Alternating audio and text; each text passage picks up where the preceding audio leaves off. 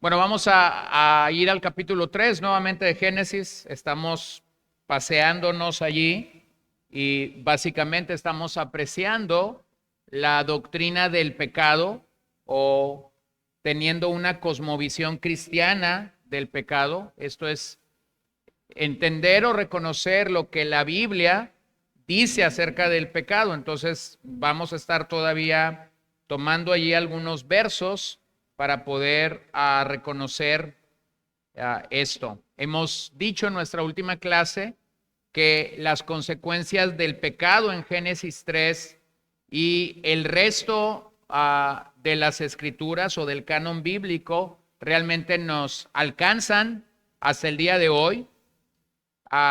Es común escuchar la afirmación: las personas son esencialmente buenas. Cuando hablamos a veces con diferentes personas, escuchamos esta declaración: las personas son esencialmente buenas. Pero detrás de esa estrofa o detrás de esa frase siempre hay una forma de justificar al hombre. La pregunta que yo quisiera hacer ante esa declaración, las personas son esencialmente buenas, es: ¿por qué el pecado es universal? Si las personas son esencialmente buenas, ¿por qué el pecado está en toda tribu, en toda etnia, en todo idioma, en toda generación, en todo momento de la historia? Entonces, la lucha cuando llegamos al tema del pecado radica entre dos declaraciones: o el hombre es esencialmente bueno, o el hombre es depravado en el sentido del pecado original. Entonces vamos a tratar esta noche de desempaquetar esto o de ponerlo en una perspectiva clara. La teología católica y los teólogos liberales proponen que hay algo bueno en el interior del hombre, pero la raza humana sigue pecando de manera atroz y horrenda. Vas a tomar un periódico, escuchar un noticiero o simple y sencillamente revisar redes sociales para darnos cuenta que no hay un solo día, un solo segundo, un solo minuto, un solo lugar en el mundo donde la raza humana no está pecando. Curiosamente, la Iglesia Católica en su teología sostiene que dentro del interior del hombre hay algo bueno, y hay dos teólogos católicos que son aclamados, que son famosos a lo largo de la historia. Me refiero a San Agustín de Hipona y a Tomás de Aquino, y ambos teólogos llegaron a la conclusión, mediante estudiaban las escrituras, llegaron a la conclusión de que realmente el hombre era un ser depravado por causa del pecado original. Entonces, cuando el hombre quiere evadir su responsabilidad de que es un pecador, el hombre hace lo mismo que Adán y Eva hicieron en este capítulo 3 y que ya hemos leído. Culpan al ambiente en el que crecieron, a veces se culpa a la genética, a veces se culpa el apellido que tienes, pero raramente el pecador va a reconocer que es un pecador por naturaleza. Entonces la difusión y la universalidad del pecado desde Génesis 3 es una realidad. No hay un solo ser humano que no está bajo la esclavitud del pecado después de Génesis 3. Después de Génesis 3, todo ser humano que nace está bajo ese pecado, excepto Cristo, excepto Cristo. Cuando hablábamos de cristología el año pasado, nosotros hablábamos de la impecabilidad de Cristo. Es imposible que Cristo pecara porque su esencia seguía siendo santa, seguía siendo pura. Entonces vean lo que dice Génesis 3, 22 al 24. Este es el cierre del capítulo 3.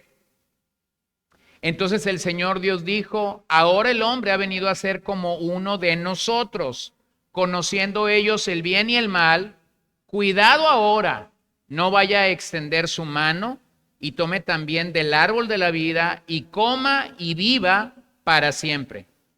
Y el Señor Dios lo echó del huerto del Edén para que labrara la tierra de la cual fue tomado.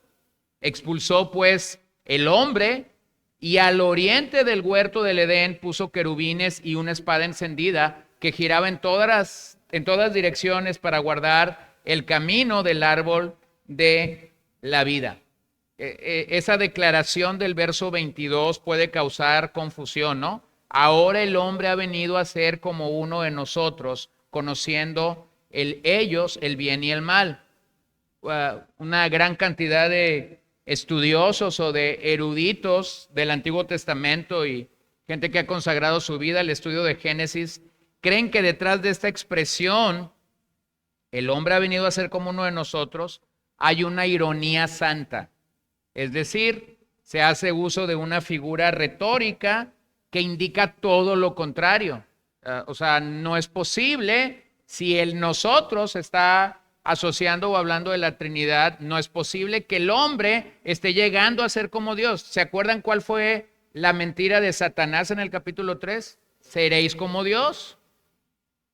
Entonces, debemos tomar esta expresión como una ironía santa que indica todo lo contrario. El hombre jamás llega a ser como Dios. Nunca el ser humano llega a ser como Dios. Pero lo que sí sucedió en Génesis 3 es que ellos llegaron a conocer el bien y el mal de la manera que Dios lo prohibió. Y por esa razón es que ahora ellos están siendo expulsados del jardín del Edén. Lo que sí sucedió es que ellos conocieron el bien y el mal de la manera que Dios lo había prohibido, y esa es la razón por la que ellos fueron expulsados del jardín. Así que la caída de la raza humana, la caída de nuestros padres en el Edén es un asunto de revelación divina. Tenemos que entenderlo desde la revelación divina que se está gestando aquí en el capítulo 3. El título o el calificativo, pecado original, debe quedar claro para nosotros. Pecado original describe el resultado del primer pecado. Cuando escuchamos la palabra pecado original, lo que esa expresión describe es el resultado del primer pecado. Es decir, del pecado que Adán y Eva están cometiendo en el huerto.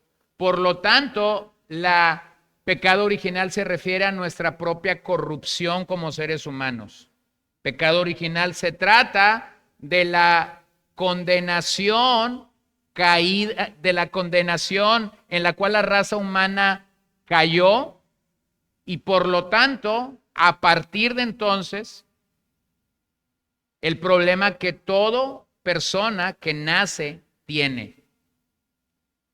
Entonces, cuando pensamos en ese pecado original, tenemos que reconocer lo que el Evangelio claramente nos dice.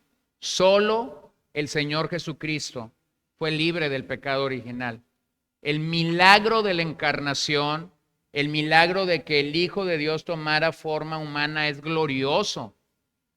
Es glorioso. Pero una de las grandes razones por las que el milagro de la encarnación es glorioso es porque nuestro Señor fue librado o fue libre del pecado original. Bueno, cuando lees esto en Génesis, cuando ves esto en Génesis, unos capítulos adelante vemos el diluvio. Vemos que la raza humana tuvo claridad de lo que es la ira de Dios. El Señor vino y a través del agua consumió a los antidiluvianos. Y tú pudieras pensar, bueno, en esta nueva oportunidad que la raza humana tiene, todo se va a solucionar. Pero llegas al capítulo 8 de Génesis, versículo 21, y escucha la declaración que hay allí. Las intenciones del ser humano son perversas desde su juventud. Entonces te das cuenta de algo, el diluvio no solucionó el problema que inicia en Génesis 3. ¿Por qué? Porque la Biblia está declarando las intenciones del ser humano son perversas desde su juventud.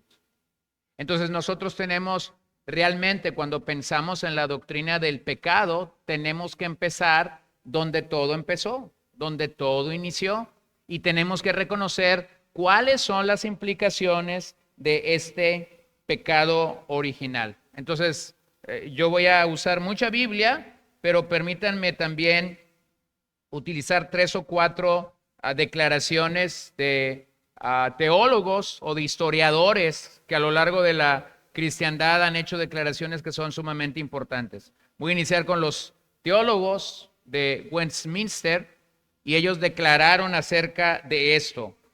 Nuestros primeros padres, siendo seducidos por la sutileza y la tentación de Satanás, pecaron al comer del fruto prohibido. Dios, según su sabio y santo consejo, quiso permitirles este pecado, proponiéndose ordenarlo para su propia gloria. Por este pecado cayeron de su rectitud original, de su comunión con Dios, y de esta manera quedaron muertos en el pecado y totalmente contaminados en todas las partes y las facultades del alma y del cuerpo. Entonces aquí tenemos una razón sólida a la que ellos llegaron y que posiblemente es uno de los misterios. Dios, según su sabio y santo consejo, quiso permitirles este pecado. Entonces, llegamos a un claro reconocimiento cuando nosotros vemos la conversación de Jesús y Nicodemo en Juan capítulo 3. Ustedes recordarán que hay una frase que Jesús repite en varias ocasiones allí para Nicodemo. Nicodemo, te es necesario nacer de nuevo, o se es necesario nacer de nuevo. Ese nacimiento al que Jesús se está refiriendo con Nicodemo no es un nacimiento natural, es un nacimiento espiritual, es un nacimiento sobrenatural, es un nacimiento que comienza en el cielo, no comienza en la tierra. Pero entonces podemos llegar a un reconocimiento cuando pensamos en el pecado original. Y es el hecho de que no somos pecadores porque pecamos, más bien pecamos porque somos pecadores. Lo vuelvo a decir porque es un trabalenguas, ¿no? No somos pecadores porque pecamos, no somos pecadores porque pecamos, más bien pecamos porque somos pecadores. Y todo el peso entonces está en una palabra y es pecado original. Tú puedes verlo en Primera de Reyes 8, lo puedes ver en Job 14:4, lo puedes ver en varios salmos, Proverbios 29, Eclesiastés 7:20. Todo esto apunta a la pecaminosidad del hombre. Pero pensemos en el Salmo 51:5. David está reconociendo su pecado, David está reconociendo su maldad, está reconociendo lo que hizo mal con respecto a el caso de Betsabé, de Urías el Eteo y de todo lo que se ha fingido y todo lo que se ha propuesto hacer para encubrir su pecado. Pero entonces David llega a esta declaración: yo nací en iniquidad y en pecado me concibió mi madre. En pecado me concibió mi madre. Entonces vamos a pensar en lo que está pasando en Génesis 3. Lo que tenemos en Génesis 3 es el relato bíblico del origen del pecado. Pero lo que no se nos da en Génesis 3 es una explicación de ese origen. Tenemos el relato bíblico de lo que pasó cuando nuestros padres en el Edén pecaron delante de Dios. Pero lo que no tenemos allí es una explicación de dicho origen. Bueno, pudiéramos pensar en la serpiente, pudiéramos pensar en cómo esa serpiente llegó allí, si es real que habló o no habló, si es real en cómo esto sucedió, o si tenemos que asumir que simple y sencillamente la mente de Eva y de Adán estaban escuchando estos pensamientos. Pues lo que no tienes ahí es una explicación de dicho origen. Hay una declaración de Herman Bavinck, el teólogo holandés, y él decía al respecto de esto: el origen del mal es inexplicable, llegando a ser uno de los enigmas más grandes de la vida.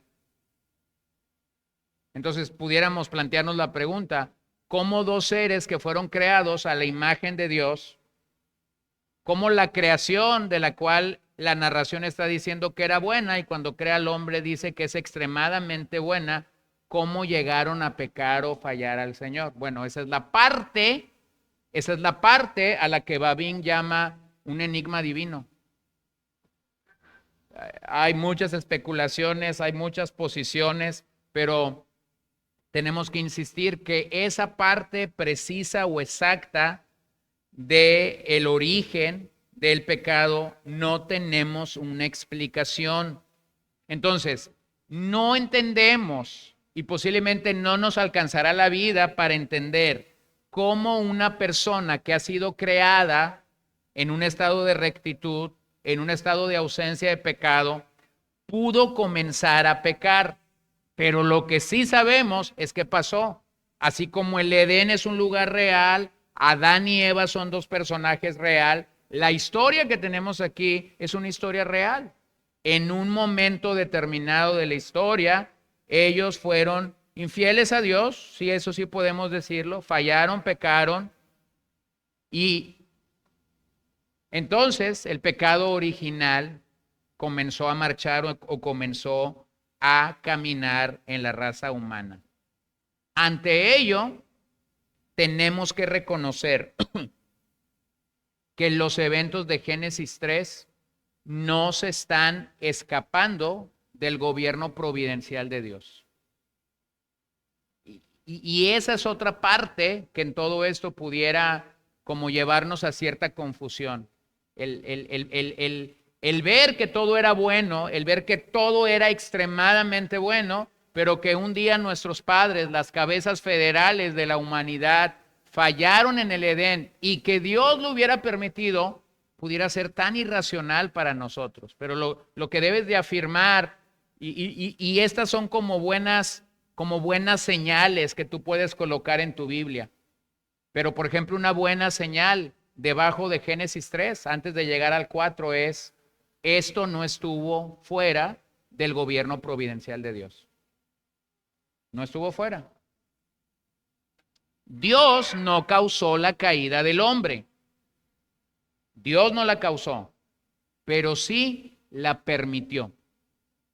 Entonces, esto plantea una tremenda pregunta, ¿no? ¿Cómo Dios permite cosas que pueden ir en contra de su voluntad? Y ahí es donde llegamos a entender el gran daño del pecado. Anthony Joquema dice: el pecado pues se da contra la voluntad de Dios, pero nunca fuera de o más allá de la voluntad de Dios. Dios permitió que se diera la caída porque en su omnipotencia podía sacar el bien incluso del mal. Pero el hecho de que el pecado del ser humano no se dé fuera de la voluntad de Dios, ni lo excusa, ni lo explica. Ni lo excusa, ni lo explica. Así que lo que realmente tenemos en Génesis 3 es la preparación del escenario para lo que va a pasar en toda la historia de la redención, en toda la Biblia, lo que se va a desplegar a partir de Génesis 4, Génesis 5, Levítico, Deuteronomio, Josué, Jueces, los Reyes, los Salmos, los profetas. Y una y otra vez tú vas a ver que el gran problema de la raza humana es el pecado. Mira, vengan conmigo a Isaías 59. Vean cómo el daño de Génesis 3 está siendo propagado en toda la raza humana. El pecado se está extendiendo a lo largo de todo el ser, sin dejar ninguna área intacta.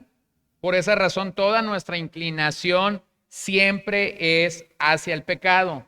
Isaías 59, versículo 3. Porque las manos de ustedes están manchadas de sangre y sus dedos de iniquidad. Sus labios hablan mentira, su lengua murmura maldad. No hay quien clame con justicia, ni quien abogue con honestidad. Confían en la confusión y hablan falsedades. Conciben malicia y dan a luz iniquidad. Incuban huevos de áspides y tejen telas de araña. El que come de sus huevos muere, y del que es aplastado sale una víbora. Sus telas no servirán de vestidos, ni se cubrirán con lo que hacen. Sus obras son obras de iniquidad, y actos de violencia hay en sus manos. Sus pies corren al mal, y se apresuran a derramar sangre inocente. Sus pensamientos son pensamientos de iniquidad. Desolación y destrucción hay en sus caminos. Camino de paz no conocen, no hay justicia en sus senderos. Han torcido a su favor las sendas. Cualquiera que ande en ellas no conoce la paz. Por tanto, el derecho está lejos de nosotros y no nos alcanza la justicia. Esperamos luz y solo hay tinieblas. Claridad, pero andamos en oscuridad. Vamos tocando la pared como ciegos y andamos a tientas como los que no tienen ojos. Tropezamos al mediodía como al anochecer. Entre los robustos somos como muertos. Todos nosotros gruñimos como osos y gemimos tristemente como palomas. Esperamos la justicia, pero no la hay. La salvación, pero está lejos de nosotros. Bueno, ¿quieres un resultado directo de Génesis 3? Isaías. Isaías 59 está hablando claramente de lo que está sucediendo con la raza humana una vez que el capítulo 3 de Génesis, digámoslo así, ha puesto punto final. Pablo toma estas palabras de Isaías y las hace suyas en Romanos 3 del 10 al 18. Lo que Pablo está diciendo en Romanos 3 al 18 es lo que Isaías ya dijo en su momento. Entonces el hombre debe reconocer, o nosotros debemos reconocer, el gran daño que el pecado original está haciendo en la raza humana después de Génesis 3. Calvino declaraba que él era un depravado por naturaleza, un pecador por elección y únicamente salvo por gracia. Nosotros debemos de reconocer eso. Cuando una persona es salva, no es salva porque ella pudo deshacerse del pecado original, porque ella pudo deshacerse de su depravación o de ser objeto de la ira de Dios. Cuando una persona llega realmente a la experiencia de la conversión, de la salvación, del nuevo nacimiento, de la redención, es porque la gracia de Dios realmente nos ha alcanzado para llegar allí. Entonces somos salvos por la gracia de Dios. Pero lo que claramente la doctrina del pecado hace es afectar nuestra vida desde el nacimiento y hasta la muerte. Por esa corrupción original, el hombre es impedido, es inhabilitado, es opuesto a todo bien y completamente inclinado al mal. Entonces quiero revisar 7 puntos del pecado en el canon. Escuchemos lo que la Biblia tiene que decir acerca del pecado y veámoslo en 7 enunciados o en 7 declaraciones. Número 1, el pecado es universal. Pablo habla de ello en Romanos 3.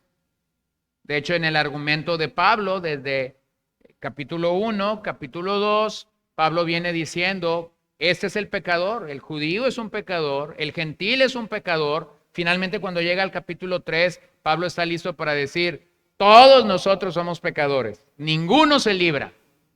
El gentil, por algunas razones, el judío, porque se jacta de la ley, se jacta de los patriarcas, se jacta de los profetas, pero sigue siendo un pecador. Ahora, cuando pensamos en pecado original o pecado universal, nosotros tenemos que hacer la distinción o tenemos que distinguir entre lo que es el pecado original o el pecado universal y lo que son nuestros pecados actuales. Pecado original es la condición pecaminosa en la que nace todo ser humano. Pecado original es la condición pecaminosa en la que nace todo ser humano. De esto nadie se puede librar. Después de Génesis 3, nacemos bajo pecado original. Pecados actuales son los pecados de obra, los pecados de palabras o los pecados de pensamiento que comete el ser humano.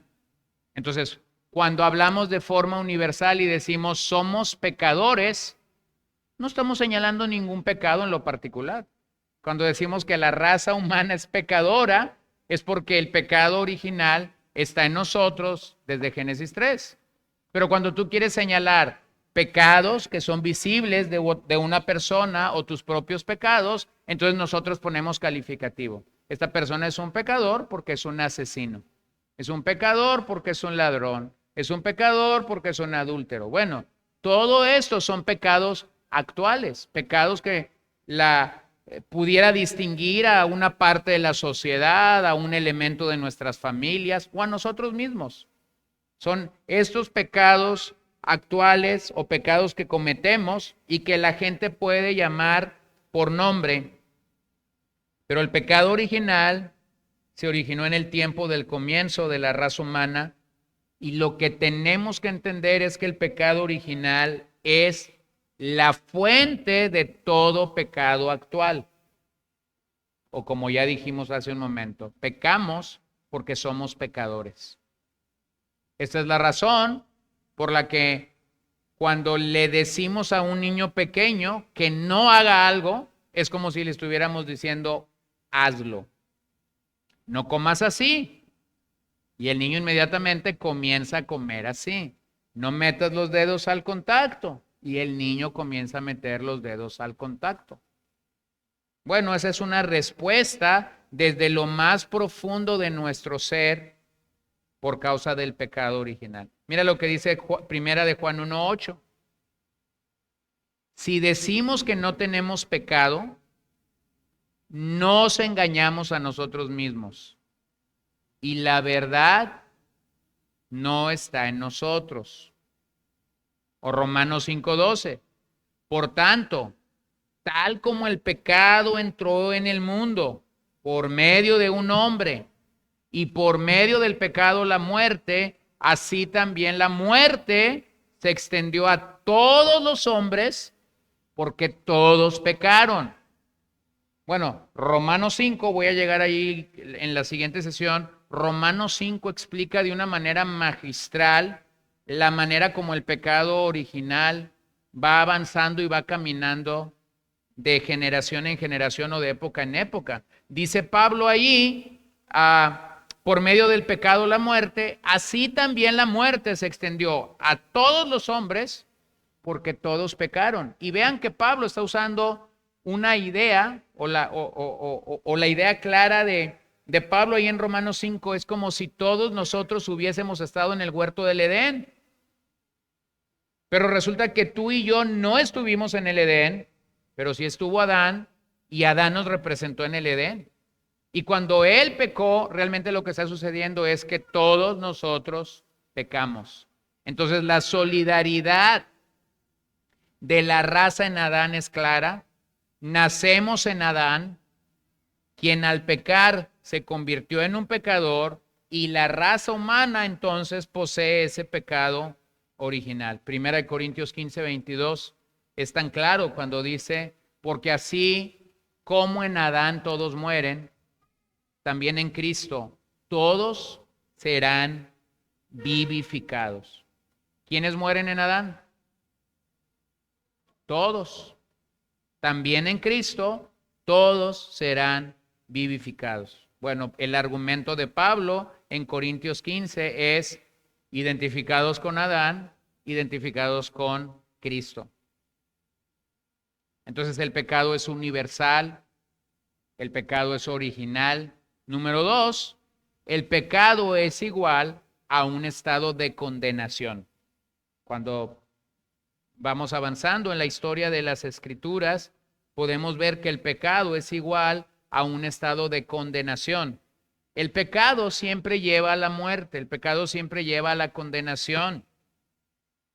La triste realidad es que todos los hombres hemos pecado y en algún momento el fruto de ese pecado viene a ser la muerte. Vean a Ezequiel 18:20. El alma que peque, esa morirá.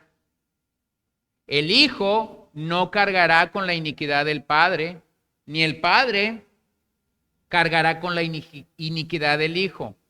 La justicia del justo será sobre él, y la maldad del impío será sobre él. Entonces, ¿cuál es la realidad? Pues ya para el día de Ezequiel, el alma que pecare, esa morirá. Esa morirá. Vean cómo Dios no deja al culpable sin juicio. Merecemos la condenación y básicamente lo que el pecado nos muestra es esa realidad.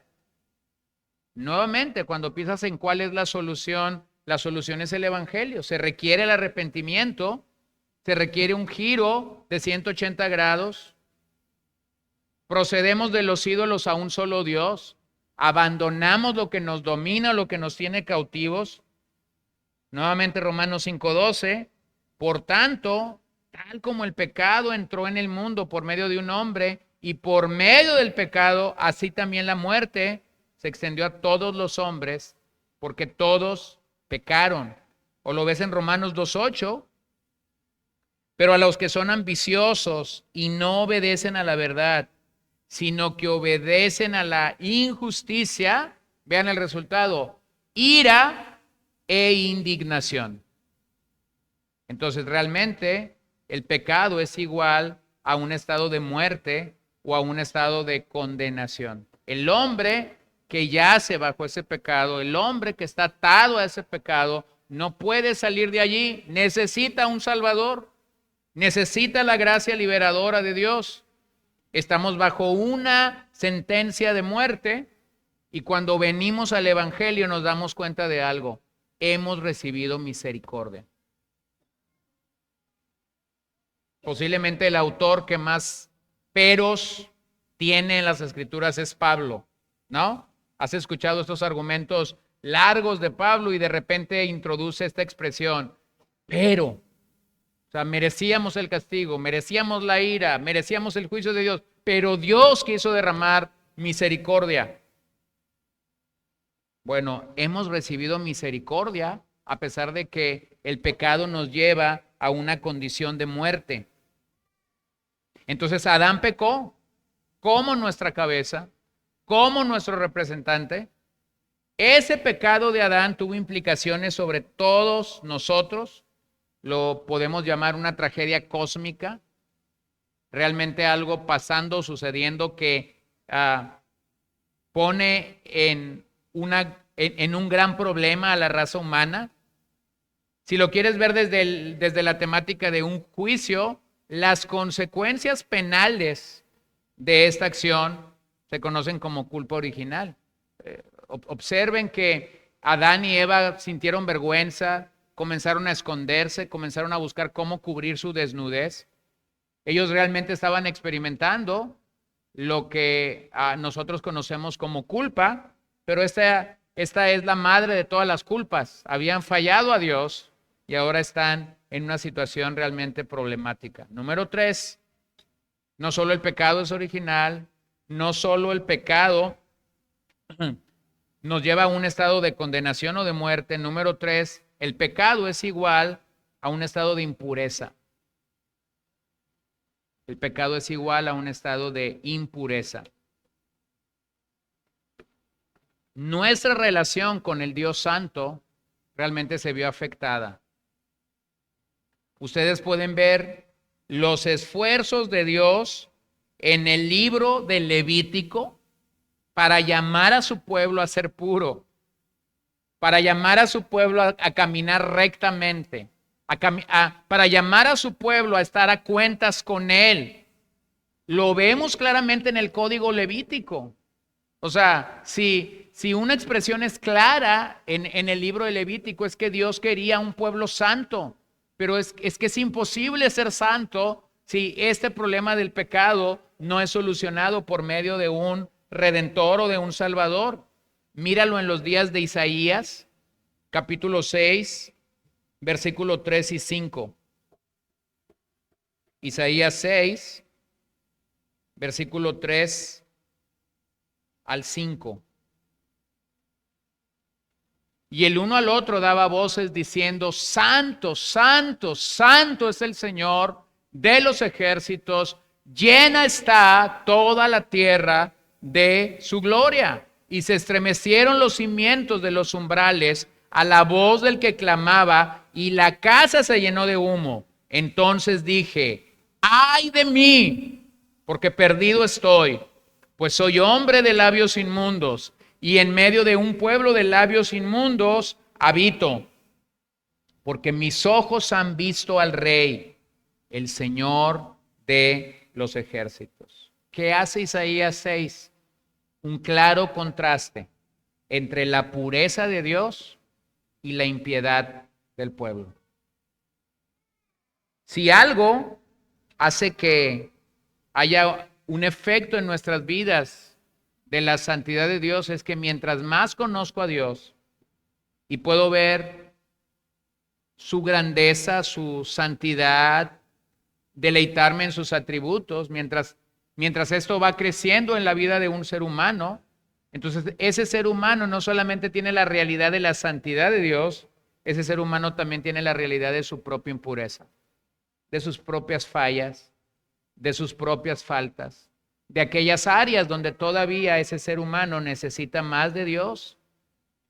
Entonces, es por esta causa que el ser humano tiene la necesidad de ser santificado más y más. Cuando pensamos en que la santidad es algo que sucede de manera progresiva, cuando pensamos en que la santidad total no la encontramos de este lado de la eternidad, sino la vamos a encontrar en el cielo, y que nuestra santidad en esta tierra va en aumento cada día, va en aumento en cada día, porque yo voy siendo más como el Hijo de Dios, un poco más. Entonces te das cuenta de esta realidad. Yo conozco a Dios, lo conozco un poco más, yo quiero ser más como Dios. El problema es cuando no estoy conociendo a Dios, porque entonces yo no voy a ver su santidad, yo no voy a ver su grandeza, yo no voy a ver sus exalcitudes. Entonces yo voy a quedar sucumbido en el pecado, porque no estoy viendo el estándar alto de Dios. Número 4, el pecado es igual a un estado de depravación. La relación del estado actual de los pecadores y la imagen de Dios con el fin que fuimos creados nos lleva a la realidad de que al pecar caímos en un estado de depravación. Nuevamente, el pecado original. Esa depravación, algunos la llaman depravación total, otros la llaman depravación profunda. Finalmente lo tendrías que poner en el contexto. Por ejemplo, vayamos a Efesios 4, 17. Esto digo pues, y afirmo juntamente con el Señor, que ustedes ya no anden así como andan también los gentiles en la vanidad de su mente. Ellos tienen entenebrecido su entendimiento. Este es Pablo hablando a los efesios. Pero ahora introduce un contraste, y el contraste es los gentiles. ¿Cómo están los gentiles? Ellos tienen entenebrecido su entendimiento. están excluidos de la vida de Dios. En otras palabras, están muertos por causa de su ignorancia que hay en ellos, por la dureza de su corazón. Habiendo llegado a ser insensibles, se entregaron a la sensualidad para cometer con avidez toda clase de impureza. ¿Por qué es que eso está pasando? ¿Por qué es que esto está sucediendo? Bueno, el término depravación apunta a que todo aspecto de nuestra vida realmente ha sido afectado por el pecado. Todo.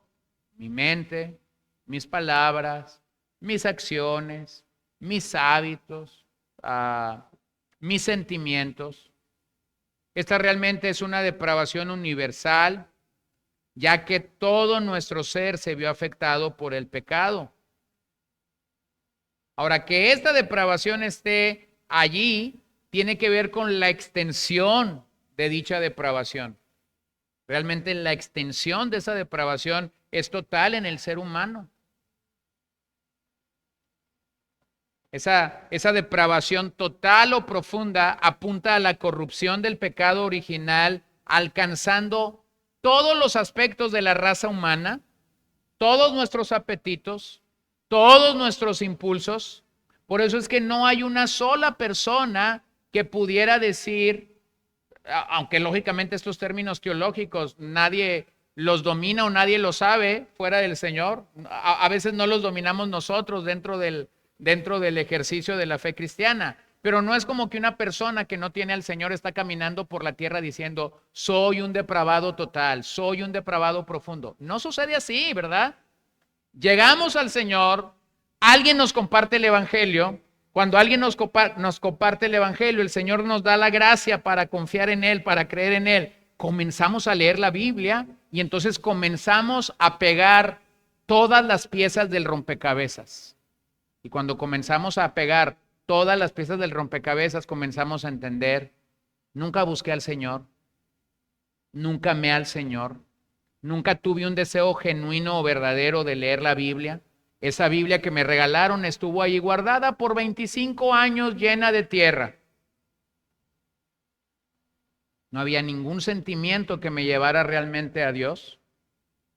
Pero en algún momento específico de la vida, el Señor tuvo a bien salvarme, rescatarme, mostrarme su misericordia. Y ahora resulta que lo que ha estado allí en pausa por 25 años, tomando ese dato que ya di, ahora es activado.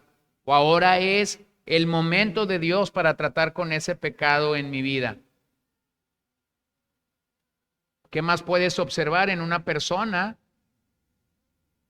que tiene este problema del pecado? El amor de Dios no está presente en su vida como el motor que activa todo. La gente no hace cosas por amor a Dios. La gente hace cosas como un idólatra más. Yo doy porque voy a recibir. Yo trato bien a fulano de tal porque fulano de tal tiene la capacidad de mostrarme bondad y misericordia. ¿Lo ven? Pero el amor de Dios no está allí. El amor de Dios te dice, tú haces sin esperar nada a cambio. Tú das sin esperar nada a cambio. El amor idólatra no es así. Y por eso es que el pecado causa este gran problema. Miren Romanos 7 y Romanos 8. Romanos 7, 18. Porque yo sé que en mí, es decir, en mi carne, no habita nada bueno. Bueno, este no es San Agustín, este no es Tomás de Aquino, este no es Calvino, este no es Lutero, este no es ninguno de los predicadores de nuestros días. Este es Pablo bajo la inspiración del Espíritu Santo. Yo sé que en mí, es decir, en mi carne, no habita nada bueno. El apóstol Pablo, 25 años después de que ha arrancado su ministerio, está declarando esto. Y espérate al verso final del capítulo 7 cuando está gritando, miserable de mí, ¿quién me puede librar? Entonces dice nuevamente el verso 18, porque yo sé que en mí, es decir, en mi carne, no habita nada bueno, nada. porque el querer está presente en mí, pero el hacer el bien, no. Bueno, lo puedes ver unos versos después, en el 8:7, donde nuevamente Pablo es enfático en esto. La mente puesta en la carne es enemiga de Dios, porque no se sujeta a la ley de Dios, pues ni siquiera puede hacerlo. La mente humana no se puede sujetar a la ley de Dios. Y la rápida respuesta de Pablo de por qué no se puede sujetar es esta: pues ni siquiera puede hacerlo. Este es el error cuando queremos cristianizar a una persona, ¿no? Se convierte, por ejemplo, la abuelita en una casa. Y cuando la abuelita se convierte, comienza a poner regla porque quiere cristianizar a los hijos y a los nietos. Y dice la abuela, aquí todos van a leer la Biblia. Y la abuela va a la librería más cercana y compra 20 Biblias. A todos se las da, todos se las reciben, pero todos van y la dejan debajo de la cama, del armario o del carro. Y nadie la lee.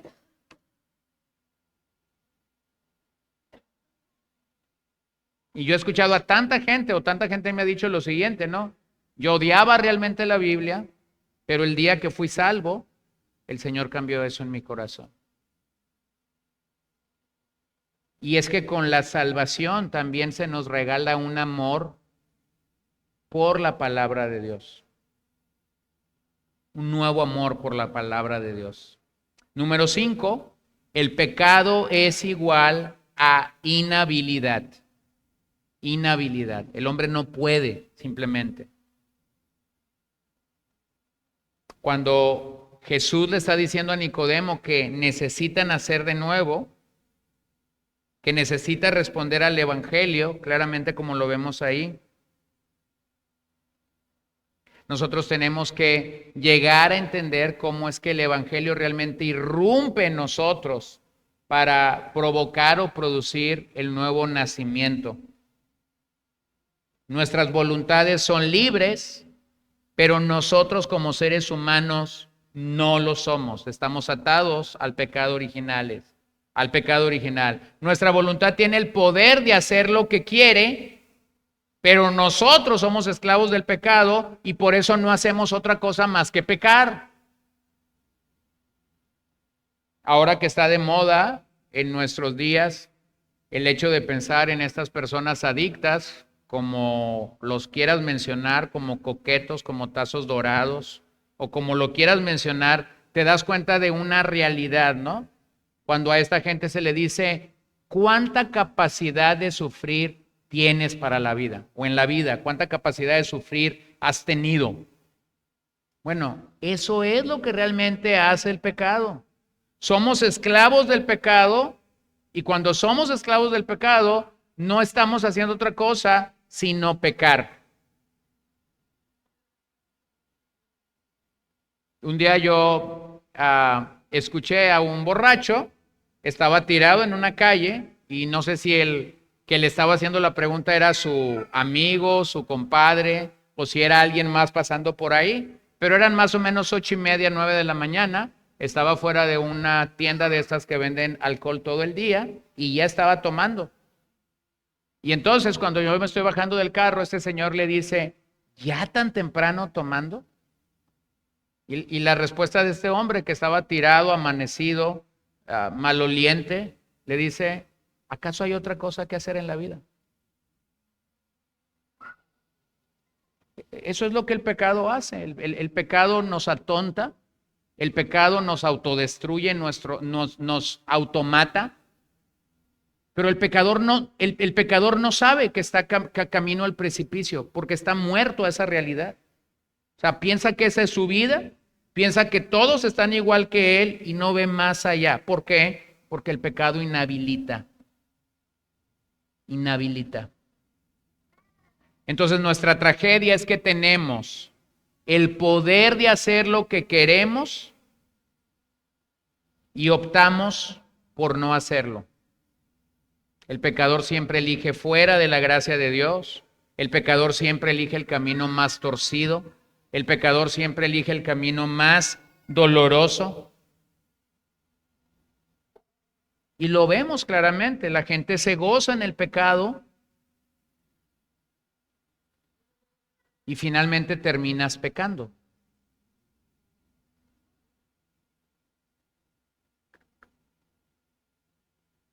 Bueno, hace poquito mi esposa le platicaba a alguien acerca de un domingo por la mañana. Tony estaba saliendo para venir y dirigir la alabanza acá en día domingo, y cuando él abre el portón de su casa se da cuenta que una camioneta está bloqueando su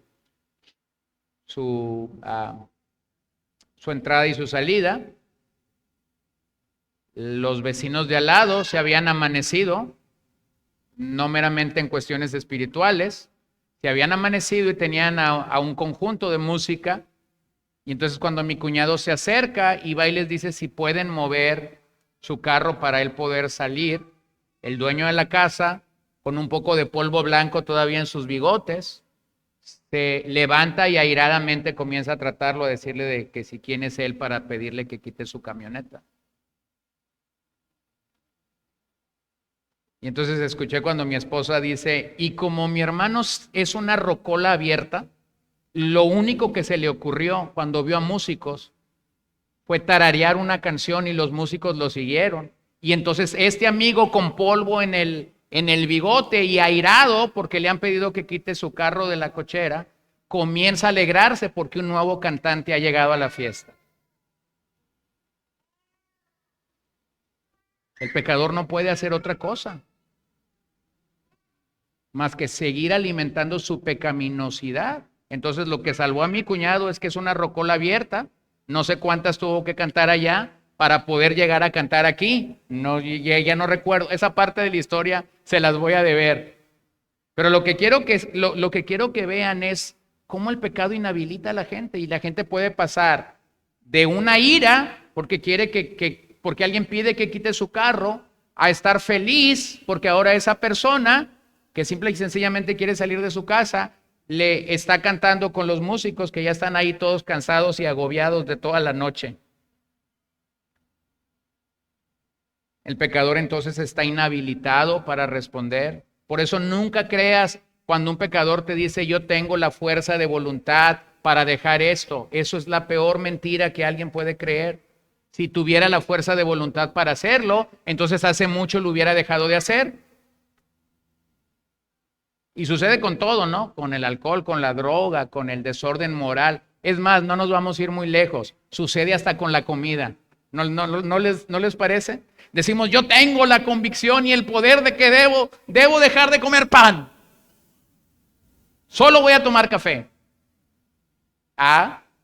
Pero te ponen el café y tú dices, el café sabe muy rico con pan. Y ya caíste. Es una realidad a la cual nosotros estamos expuestos. Entonces, hay una satisfacción en el pecado mismo y por eso el pecado nos inhabilita realmente. Nuestra naturaleza caída nos lleva al pecado. No te puede llevar a otro lado.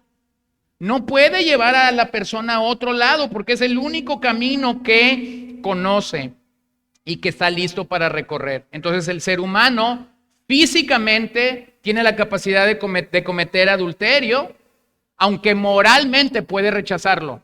¿Sí lo ven? Moralmente alguien puede decir voy a ser fiel a mi esposa, pero eso no quita que potencialmente sea un adúltero.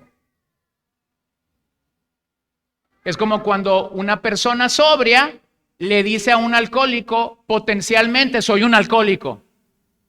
Recuerdo una vez estaba hablando con alguien que se había pasado de copas y quería hacerlo responder o reaccionar y le dije, mira, es que potencialmente tú estás viendo a otro alcohólico. No, pastor, no me digas eso.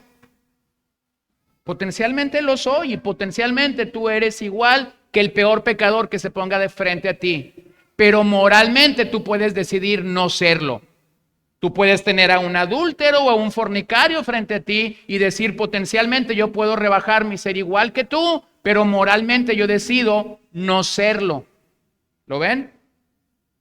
El pecado entonces inhabilita al ser humano. Número 6, el pecado nos lleva a un estado de ira. Vean cómo Romanos 1:18 lo dice. Porque la ira de Dios se revela desde el cielo contra toda impiedad e injusticia de los hombres, que con injusticia restringen la verdad. Entonces realmente el pecado lleva al ser humano a estar en un juicio de Dios. Estamos bajo la ira de Dios. Romanos 5:10. Porque si cuando éramos enemigos fuimos reconciliados con Dios por la muerte de su Hijo, mucho más, habiendo sido reconciliados, seremos salvos por su vida. ¿Cuál era el estado tuyo y mío en el pecado? Estábamos bajo la ira de Dios. Y eso como que mete ruido a mucha gente, ¿no? Eso como que, no, Dios es amor, como que su ira. Bueno, hay un par de salmos que pudiera usar para afirmar esta realidad. Pero el punto claro es que Pablo está diciendo, éramos enemigos de Dios y Él quiso reconciliarnos con la muerte de su Hijo. Cuando una persona está bajo la ira de Dios, simple y sencillamente no puede hacer nada que agrade a Dios, a menos que Dios intervenga, claramente. Pablo utiliza la expresión en Efesios 2 y la utiliza de una manera un poquito diferente. Dice que somos objetos de la ira de Dios. Es decir, la persona en pecado es un objeto de la ira de Dios. Es como luz que tengo aquí enfrente de mí. Es como si yo fuera el objeto de esta potencia que ahora está sobre mí. Que cada vez que la veo aquí, no sé por qué, me acuerdo de las carnitas y de los chicharrones que siempre les ponen 2 o 3 focos ahí. Eres objeto de la ira de Dios, es lo que dice Pablo. Es una manera tan descriptiva de ver lo que el pecado hace. Es una manera tan descriptiva de decir cómo Dios nos ve por causa del pecado que yace en nuestras vidas. Y número 7. El pecado es un estado de muerte. El pecado es un estado de muerte. Vean lo que dice Pablo, Efesios 2:1. Y Él les dio vida a ustedes, que estaban muertos en sus delitos y pecados. Estábamos muertos en delitos y en pecados. Y Efesios 2 es muy descriptivo en cómo Dios nos alcanza, en cómo Dios tuvo misericordia de nosotros. Lo puedes ver también en Romanos 6:23, porque la paga del pecado es muerte. La utilidad, el fruto, el resultado del pecado es muerte, pero la dádiva de Dios es vida eterna en Cristo Jesús, Señor nuestro. Qué maravilloso, ¿no? La luz de la esperanza para todo pecador es la salvación del Señor. Cuando pensamos en la gravedad del pecado, en la gravedad original, universal del pecado, podemos llegar a la conclusión de que la cura, de que el remedio, de que la medicina, de que la única barca segura para salir de esas profundidades está en la salvación del Señor. Efesios 2, 4, 6. Pero Dios que es rico en misericordia, ahí está el pero Dios que es rico en misericordia, por causa del gran amor con que nos amó, aun cuando estábamos muertos en nuestros delitos, nos dio vida juntamente con Cristo. Por gracia ustedes han sido salvados. Y con Él nos resucitó y con Él nos sentó en los lugares celestiales en Cristo Jesús. Una de las razones por las que nosotros hacemos bien en meditar en la doctrina del pecado es porque nunca entenderemos la grandeza de la salvación. nunca entenderemos la magnitud de la obra salvífica del Señor si primero no entendemos el problema que Él vino a solucionar.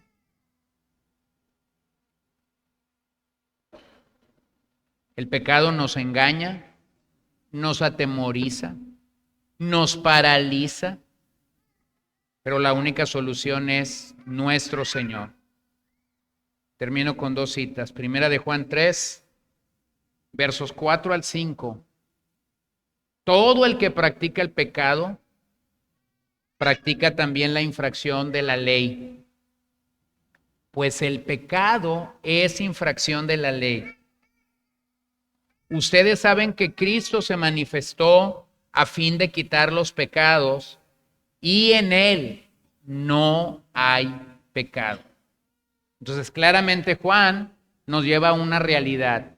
El propósito de la encarnación es quitar el pecado que nos esclaviza. En otras palabras, el propósito de la encarnación es que el Hijo de Dios hiciera propiciación por el pecado. Quitara la ira de Dios de la cual yo debí ser objeto, para entonces, en cambio, darme su rica y abundante misericordia, su rica y abundante salvación. El Hijo estuvo dispuesto a recibir la ira de Dios sobre él, la ira que nosotros merecíamos. O podemos pensar en las palabras del evangelista en Juan 1:29.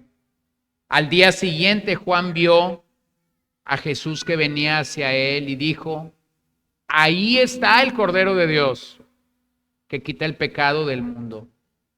¿Acaso alguien más podía hacer esto? ¿Acaso alguien más podía solucionar el gran problema del pecado que nuestros padres Adán y Eva nos heredaron desde Génesis 3? No, nadie más podía hacerlo. Por eso es que Génesis 3:15 está allí, en el mismo lugar donde vemos el origen del pecado en la raza humana. Tenemos el origen de la promesa del Evangelio. Un día la simiente de la mujer va a poner punto final. Así que cuando tienes las palabras de Jesús en el Calvario, consumado es, realmente esa palabra está teniendo un cumplimiento pleno y total. Entonces, ¿qué hace el pecado? El pecado nubla el entendimiento del ser humano. No lo deja ver, no lo deja pensar, no lo deja razonar. El pecado nos aleja de Dios y nos vuelve irreverentes ante su presencia. No hay forma en que el hombre que yace bajo el pecado pueda adorar a este Dios santo. El pecado nos vuelve en seres sensuales y carnales. El pecado acentúa nuestro egocentrismo. El pecado cambia la verdad de Dios por el engaño, Romanos 1. Las consecuencias del pecado entonces son fatales completamente. Permíteme terminar con esta cita de Philip Hughes. Y creo que esto resume muy bien lo que hemos dicho esta noche. El pecado original, por misteriosa que sea su naturaleza, nos dice que la realidad del pecado es algo mucho más profunda que la simple comisión externa de acciones pecaminosas.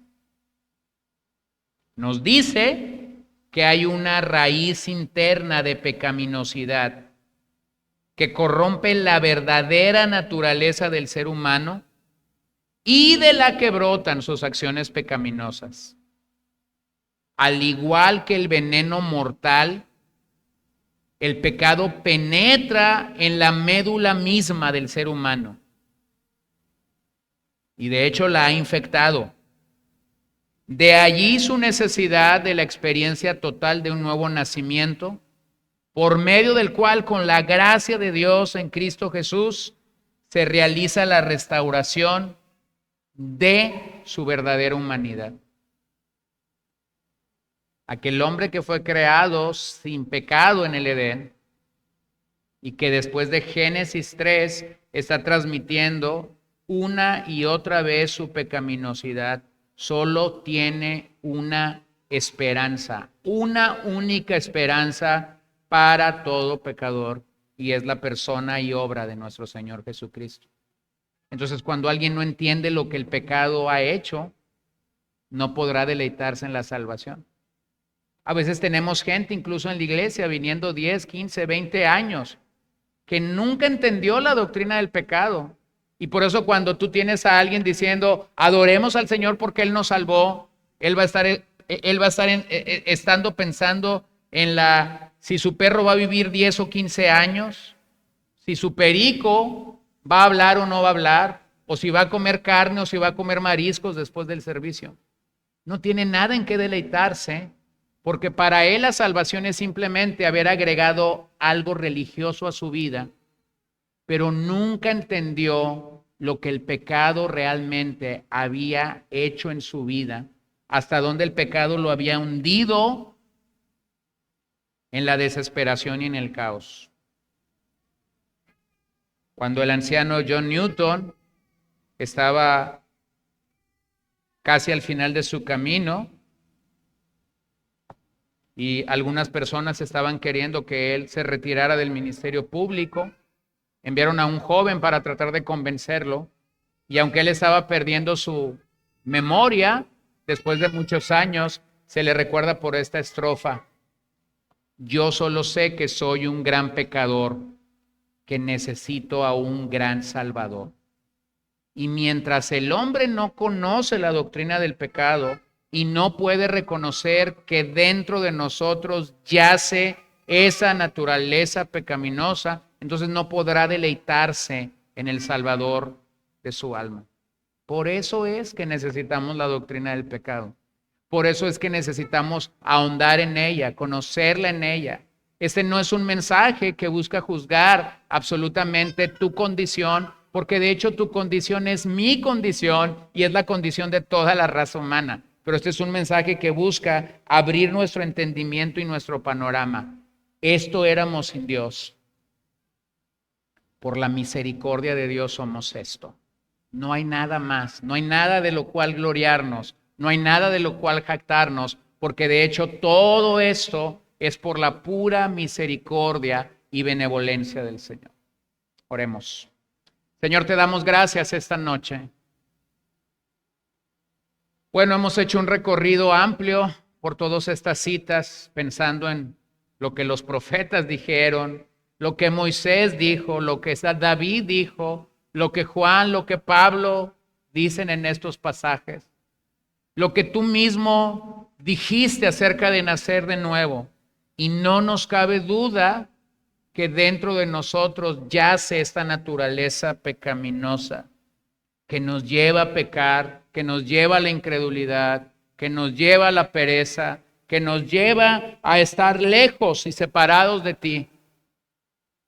Pero a pesar de ello, saber que pusiste tu misericordia, tu gracia y tu amor sobre nuestras vidas, nos muestran un camino, nos muestran tu gracia de una manera tan maravillosa, tan dinámica, tan hermosa, que no tenemos otra cosa que hacer esta noche, sino simplemente terminar esta reunión, salir de este lugar y decirte, Señor, sea alabado, sé exaltado, sé glorificado en nuestras vidas. Exáltate, glorifícate.